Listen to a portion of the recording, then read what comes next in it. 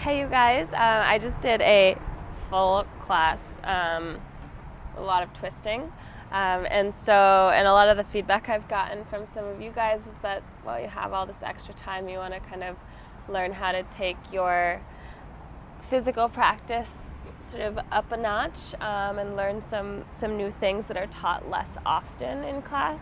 And so now, after all that twisting, I've decided that I'm going to break down Grasshopper for you guys. So Grasshopper is a very challenging arm balance because it is a forward fold, it is a twist, and it's an arm balance. So you have to have the range of motion in your thoracic spine and your rib cage in order to just get into the twisting part of it.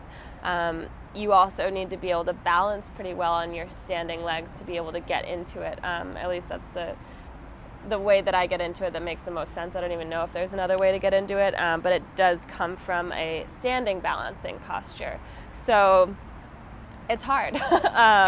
And then obviously the arm balancing aspect of it takes a lot of shoulder strength and core and back core. So not just your abs. A lot of people think ab core. Of course, abs are part of your core, but I'm talking about like your back muscles to keep you kind of in this nice long spinal position.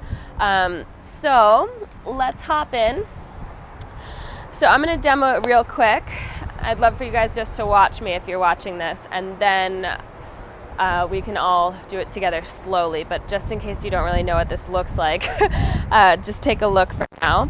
So you'll start in a figure 4 position, right? So I'm going to take my left ankle to the outside or to the top of my right thigh, hands to heart.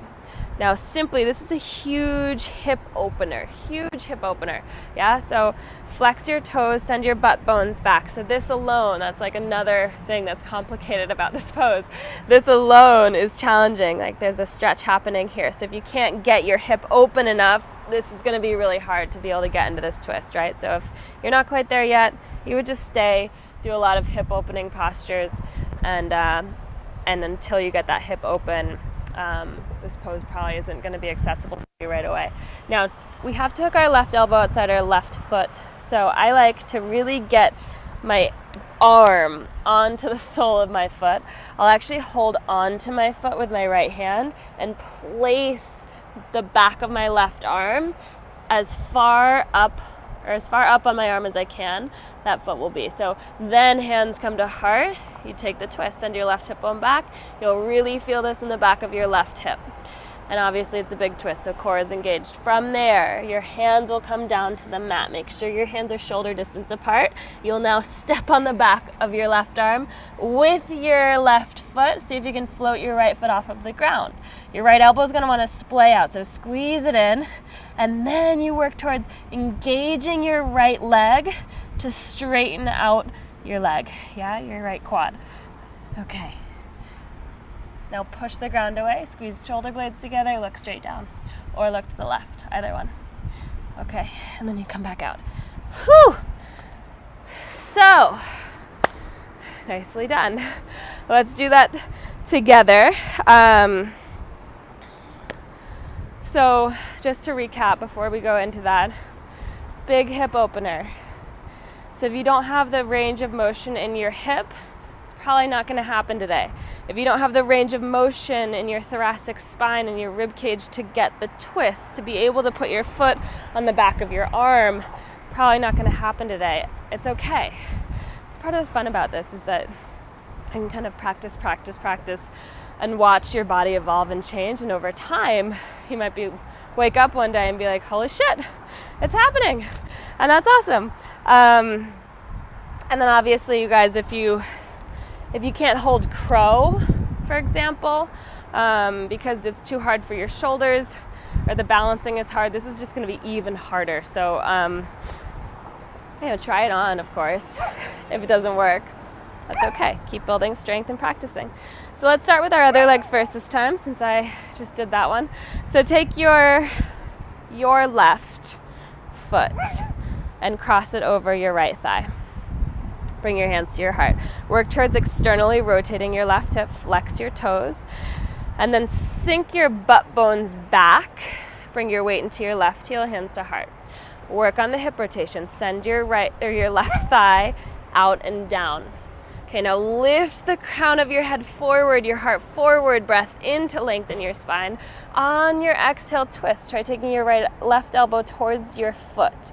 Now, if it doesn't make it, like mine just didn't, take a hold of your foot with your right hand, push away so you can slide your left arm down into the sole of your foot even more.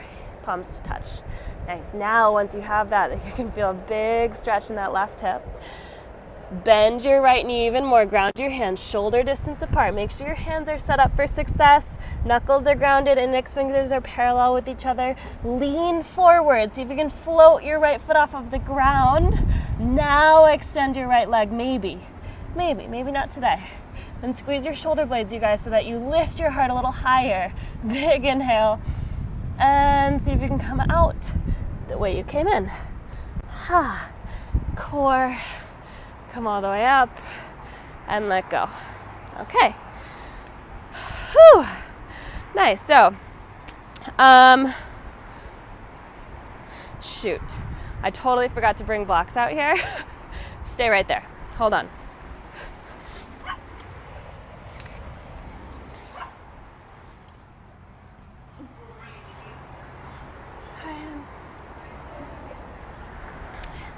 What are you barking at?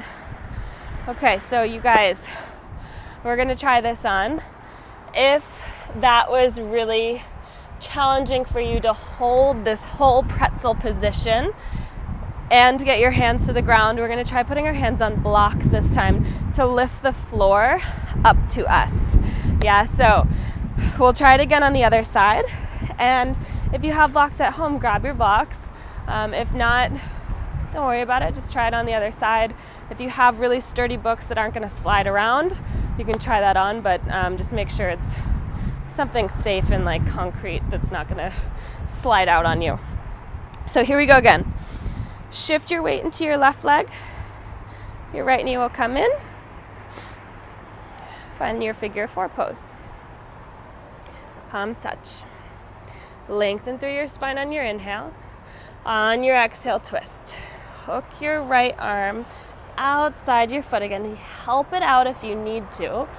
Yeah, you might have to fight for your balance a little. That's okay. Find the twist. Okay, now slowly, everything stays intact. You take your hands to your block. So already this is a lot easier for me at least. Lean forward, work towards picking up your left foot and maybe straightening out your leg. Okay, squeeze your left inner thigh to lift your left leg a little higher. Squeeze your left elbow in so it doesn't flare out. One more breath. And release. Whew. Okay. Good job. Actually, I don't know because I'm not there with you, but that's okay. Let me know if that worked for you, you guys. I don't know if there's another way to get into this posture, to be totally honest with you. So I'm sure there is. I'm sure someone's done something. But as far as I know, that's the way that makes the most sense to me. So, but feedback is always welcome. I'd love to hear what you guys are doing. I'd love to hear your tricks and your tools. So let me know. And yeah, have such a good day. Let me know what you want to practice tomorrow.